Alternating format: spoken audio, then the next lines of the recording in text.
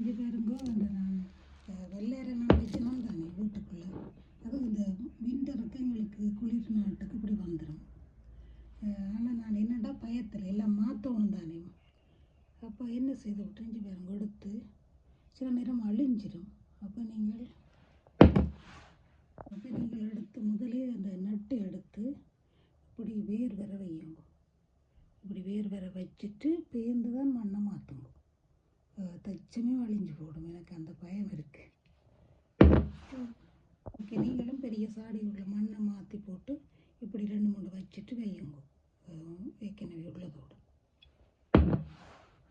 இஞ்சி பாருங்க. இதான் நான் வீட்டுக்குள்ளே அந்த போச்சுக்குள்ளே வச்சது. இஞ்சி பாருங்க எல்லாம் காய்ஞ்சிருக்கு. 1-2 தான் இப்படி பச்சையாக இருக்குது.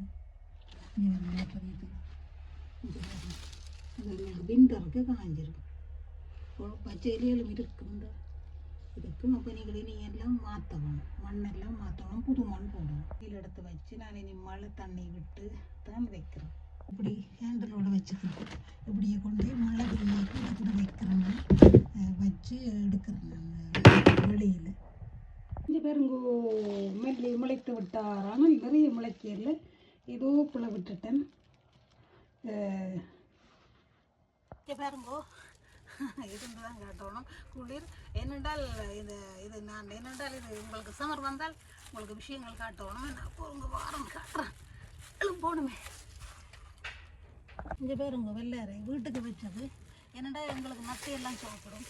அப்போ இது இனி மாற்றப்படும். நீங்கள் இப்படியே வச்சு இனி இதுக்கு புது மண் போட்டு மாற்றினாத்தான் அது நெல்லா நிறைய இந்த என்னென்னா வெள்ளரை வரும். இதை மெல்லமாக என்ன செய்யுங்கோ, மெல்லமாக தண்ணி இதால் இப்படியே கிண்டி எடுங்கோ. இதுக்கு வேரோடு இருக்குது. வேரோடு இப்படியே கிண்டி எடுத்து போட்டு திருப்பி அதை நீங்கள் நல்லா வரும். அப்படியே பிடுங்க வலிக்கிடாதீங்கோ. அப்படியே பிடுங்க வலிக்கிட்டா சிலது பட்டு போடும்.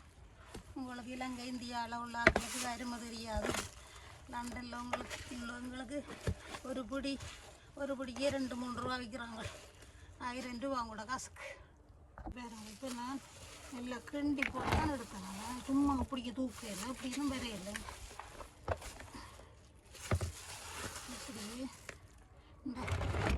இப்படியே வேரோடு வந்துருச்சு பாருங்க. வேர் தெரியுது.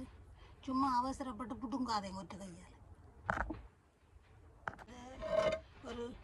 இப்படி இந்த வேர்களை இப்படியே வையும். கொண்டில் வச்சுட்டு இப்படியே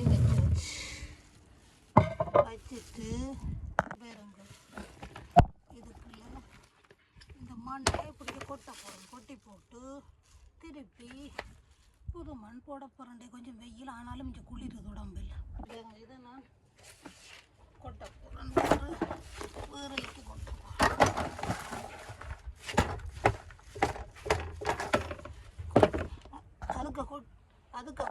அதுக்கு முள்ளுக்கு வேர். அப்போ இது என்னண்டு திருப்பி வரும். அதுக்காண்டி தான் மண் மாத்துறேன். சரி, இங்கே பாருங்க. இது ஒரு வகையான மண். அவ்வளவு மண் தன்மை குறைவு. இது நான் முன்னே உங்களுக்கு காட்டினேன். திருப்பி காட்டினேன். இது ஒரு வகை மண். இதை நான் இப்போ இதுக்கு போட்டுட்டேன் அடிக்கு. இந்த வகை மண் இது உங்களுக்கு காட்டினேன் தானே. அப்போ இனி இந்த வகை மண்ணையும் இது பாருங்க நல்ல கருப்பாக இருக்குது. இது பாருங்க ஒரு சொருண்டு ஒரு கொஞ்சம் ஒரு தூசமாக இருக்குது. அப்போ 2 வகை மண்ணையும் இதுக்கு நிறைய கலந்து 2ஐயும் போட்டுட்டு காட்டுறேன். இப்படி மாறி நிறைய போடணும். அது நிறைய போடணும். விளங்குதா? அது நிறைய நீங்கள் இதை பார்த்தா நல்ல பயனை. ஒவ்வொரு நாளும் நான் 10-15 கிலோ எனக்கு வரும் சாப்பாடு. எஸ், இனி இது இருக்குல்ல. இங்கே பாருங்க ஒவ்வொன்றும் தனித்தனியாக எடுக்கலாம். இங்கே பாருங்க தனித்தனியாக வருதுந்தா. தனித்தனியாக அதில் பிக்காமல் அப்படியே போடலாம். அப்படியே இதை கிண்டிட்டு வை. தனித்தனியாக வேரோட வருது. இங்கே பாருங்க, வேரோட தனித்தனியாக கிடக்குது. அதுக்கெல்லாம் நீங்கள் அதை எறியாதீங்க. ஐயோ என்னடா சில நேரம் பட்டு போடுங்கன்ட்டு நான் பிக்கிறேன் இல்லை. இங்கே பாருங்க, அப்படியே புறம்பான இடத்துல வைங்க. ஒரே இடத்துல வைக்காம புறம்பான இடத்துல அப்படி வைட்டாதான் மற்றது அதுகளையும் அப்படியே தாட்டு கொடுக்கும். அதுக்கு கிடக்கு அந்த வேர்கள் எல்லாம் கிடக்கு. அதுகளையும் அப்படியே நீங்கள் தாட்டு போட்டீங்கடா.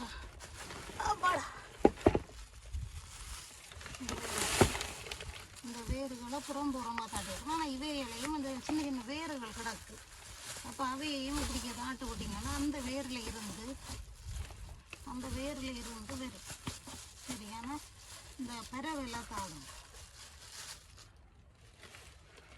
இந்த பாருங்க இப்போ புறம்பா கிடக்கு. அது பறவைல எல்லா இடம் தாடுங்க. எனக்கு இப்படி இன்னும் ஒரு காடியும் இருக்குது.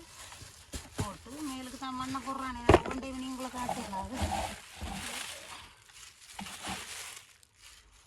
இது கொஞ்சம் மண்ணை போட்டு அப்படியே விடுங்க. சரி, மண்ணை போட்டு அப்படியே பிறவி விட்டீங்கன்னா அந்த வேர்கள்லேயே வரும். ஆனால் அழிஞ்சாலும் மண்டு இங்கே பாருங்கோ, இப்படி முதலே பூத்துலுக்கு தண்ணிக்கு அப்படியே போட்டு வேர் விட வைக்கிறோம். ஏனென்றால் எனக்கு பயம் அழிஞ்சிருக்கோம். இது இந்த வீட்டு இந்த மம்மி என் அப்பா இந்த வேறு மாதிரி எங்களோட வீட்டு கிணத்தடியிலேருந்து கொண்டு வந்தேன். அப்போ இதையும் இதுக்கு நடப்போம். இது பாருங்க, இந்த வேர் உள்ளது. இது இப்படி புது வேர் வந்தது என்ன.